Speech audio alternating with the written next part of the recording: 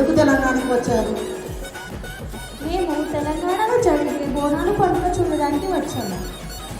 అవునా, చాలా సంతోషం. ఎందుకంటే బోనాల పండుగ మా రాష్ట్ర పండుగ. ఇది చాలా ముఖ్యమైన పండుగ మాకు.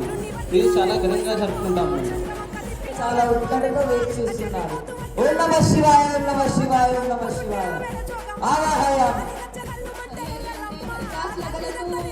శివ అంటే శివకు పేరు, నభ అంటే బ్రహ్మకు పేరు.